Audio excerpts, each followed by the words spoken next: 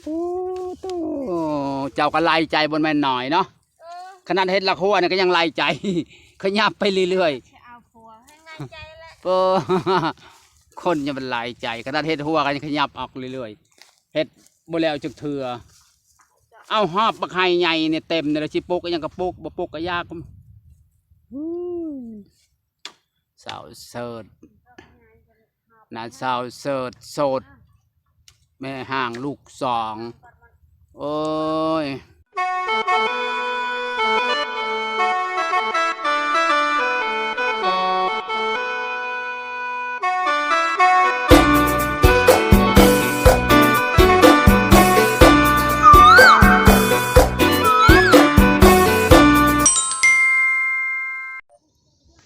สบายดีสบายดี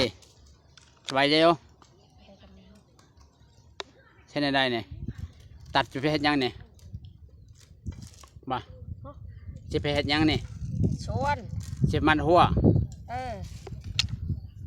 คือมาเอาตะปูตีเลยไม่มีเงินเชิงแต่เคยจะนางเนี่ยไปเอาจะใช้เคยจะนางเอาอยู่ดองนี่ปอกกองอะไรตะบันอะไรจะบดแช่น้ำก่อนล่ะไก่จ่าเอากะทิแช่น้ำเห็ดขักเห็ดแหน่แต่อันนั้นแหละเพิ่นว่าเอาพัวซะเอาพัวซะ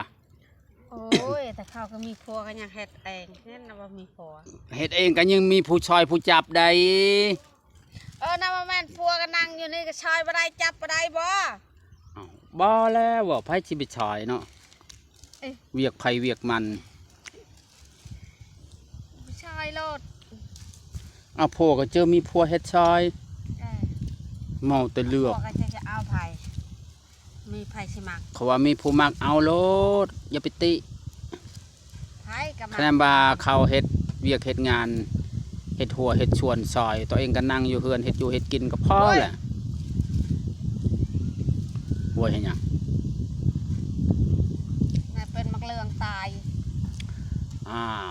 จะเป็นมักเรื่องยังอยู่เฮือนก็เฮ็ดแน่ก็แก๊กก่อนไปมันเป็นมักเลืองแหละแล้วบ่เอาบ่อยากได้หันเดี๋ยวเอาผัวไปที่เป็นบักเหลืองมาแห้งดีแล้วว่าอุดมสมบูรณ์ผัวหาอยู่หากินตัวเองเลยนางเฮ็ดอยู่เฮ็ดกินก็เฮ็ดนี่แหละว่าได้ที่บ่เฮ็ดบอก ก็มีผู้ซอยก็ดีแล้วเจ้าหยิบคอยหยิบเจ้าจับคอยจับใครก็เฮ็ดผู้เดียวว่าหันมือหนึ่งก็จองมือหนึ่งก็เลือกมันก็บ่ได้คือเก่าแล้วฮะเห็นบ่โอ้ยมาเฮ็ดรถบ่มาได้เฮ็ดเวียกประเชิงแม่นเบาๆกะเจ้าก็โพดโพเขาก็ว่าเอาซะเอาซะเอาซะก็บ่เอาเอาซะก็บ่เอามื้อนี้แล้วสิลงมัดบ่นี่ฮะสิมัดมื้อนี้บ่ลูกสาวจะได้ซะไปเล่นลูกสาวไปเล่นก็เรียกเลี้ยงลูกสาวเขาเรียกว่าให้ซอยไปมันหัวมันหางจะเลี้ยงลูกบ่ได้เลี้ยงลูกไปหาเล่นพัวนี่แหละพัวก็ยังหาบ่ได้เลี้ยงลูกก็เลี้ยงเฮ็ดเวียกซอยแม่แล้ววะเขาจะเฮ็ดกว่าบ่แม่นเขาบ่เฮ็ดเป็นน้ำเจ้าหันปล่อยให้เขาไปเขาก็บ่เฮ็ดเด็กน้อยกันหัดมันแต่น้อยมันก็เฮ็ดแหละเจ้าบ่หัดมันแต่น้อยแล้วมันขี้ข้านแม่นวะเจ้าก็เฮ็ดผู้เดียวไม่ใช่เลยนี่ความลำบากของเจ้าก็บ่แม่นธรรมดาคันใดพัวก็จะมีพัวซอยลูกมันไปเล่นซะเอายังใครได้เฮามีครอบมีครัวได้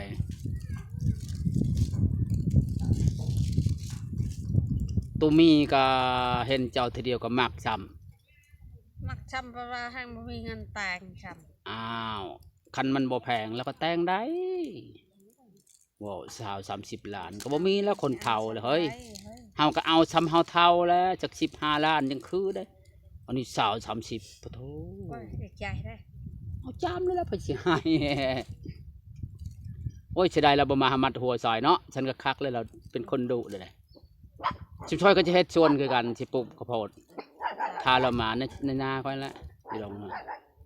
เขาจะเอาเมื่อเอารถไทยเอาไทยเป็นของแล้วปลูกเนาะอยู่พุ่นไปปลูกหาพักยังมาปลูกเด้อ ไทยแบบนี้ต่อเราปะ สบาย อันนอนบ้าง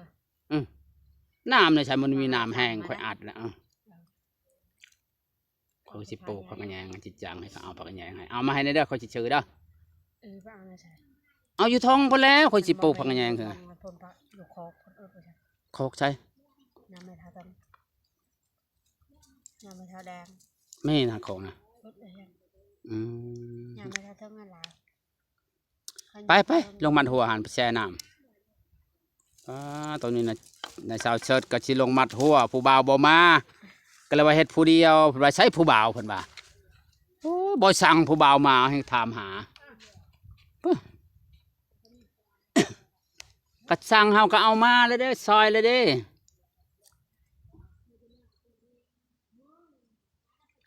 ป้าเสิร์ชพี่น้องเอ้ยนะสาวเสิร์ชอยู่คนเดียวอยู่กับลูกสาว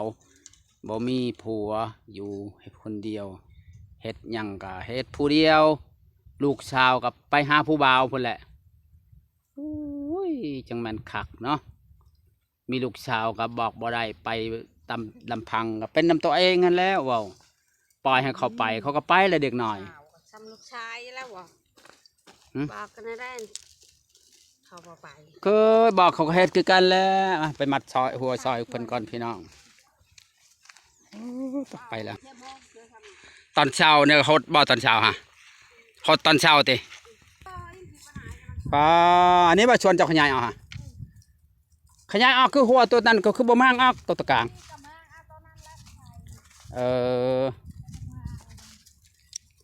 เจ้าบ่เอาตัวหลักใหญ่ซับใส่หลักน้อย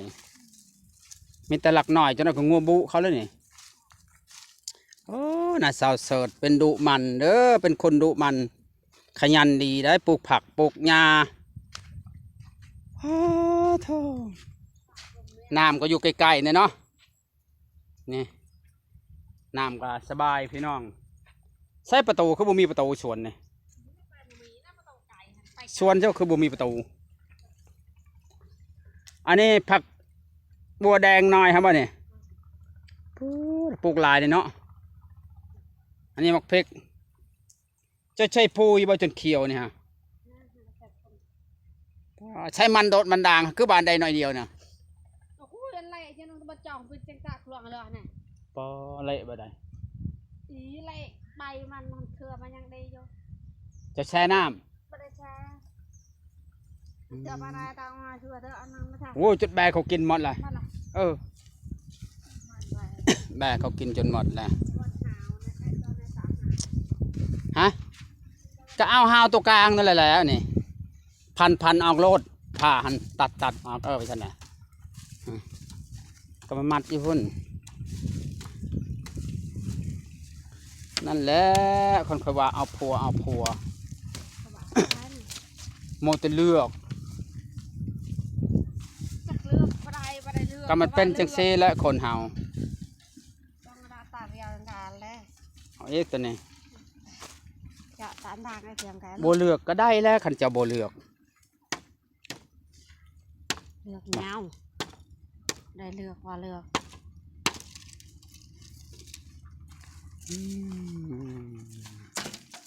สิปลูกยังตัวนี้ฮะ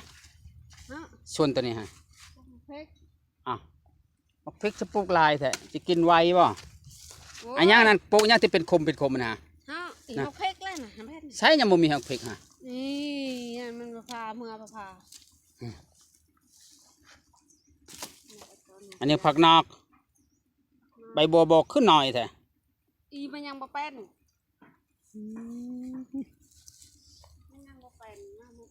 มักแตงไม่ได้ปลูกบ่มักแตงเดี๋ยวจะให้ผู้บ่าวซื้อมาฝากเด้อเอาว่าผู้บ่าวซื้อมาให้อยากได้มักแตงแบบใดแตงขึ้นค้างหันวะขึ้นข้างมันย่ามักแตงปลูกในหายมันบ่ขึ้นค้างเลยอันนี้ขยายหลักอันนี้คือขุดอันนี้คือขยับออกอีกโอ้โตเจ้าก็ไล่ใจบนแม่นหน่อยเนาะขนาดเห็ดหลักหัวเนี่ยก็ยังไล่ใจขยับไปเรื่อย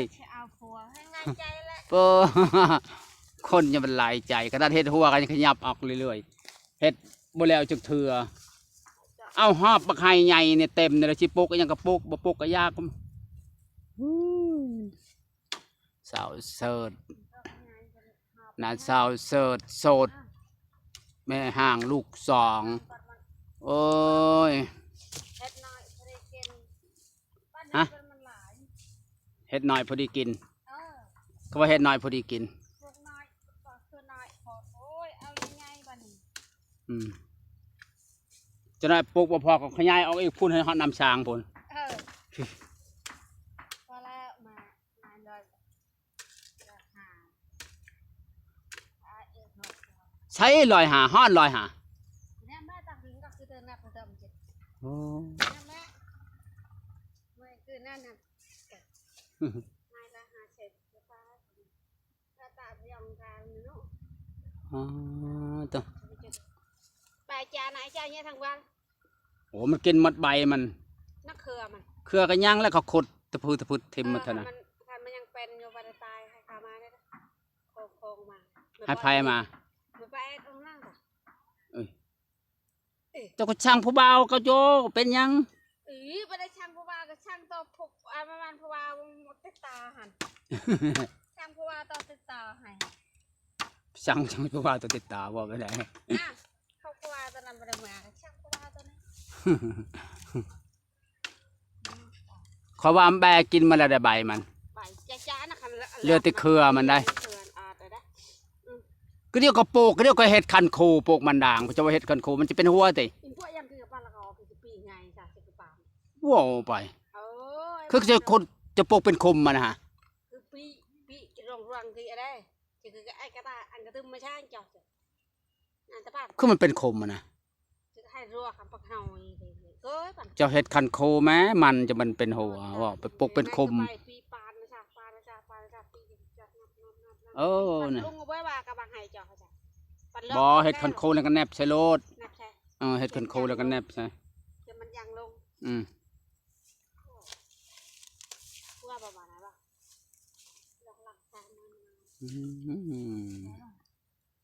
พาผู้บ่าวมามัดซอยมืออื่นก็ได้นะ เฮ้ยขนาดงัวสิข้าวไปกินเชื่อมักติกกระปุกแล้วล่ะข้าพะเบาข้าพะเบาข้าพะเบามาจากเสือแล้วยังไม่ได้ลงไก่ชวนเนี่ยลงมาได้ก็มีแต่ เป็นอะไร เชื่อตีเอื้อชวนตาเบี่ยงดาวตาบางไอ้นุ่งอ่ะ เรามักเจ้าเลยเลยมานั่งคุยกันนะเดี๋ยวค่อยซอยนะมานั่งคุยกัน ไม่ได้ชะดาวชอย ไม่ได้ค่อยซอยดอกเฮ็ดหัวคะแนนมานั่งคุยเล่นจะว่าคุยซอยจะว่าคุยเล่นกันไม่ได้ค่อยซอยดอกปัญญากดอกค่อยซอยเจ้าอยู่ดอก ท่านมักกันเลย ฮะ ท่านมัก อ้าวตูนั่นแหล้วเราเห็นเจ้าเรามักเรายำเรามักหอยยิ้มของเจ้าแล้วว่าคนมักเรายิ้มดีดีแล้วว่าคันละเอาเนี่ยคนจะไปขอชูได้แล้วว่าได้ บอกว่านั้นแหละเมียอะไรยังมีอยู่ก็ โอ้ยเราเลิกกันแล้วจนเลิกจบกันแล้ว จบ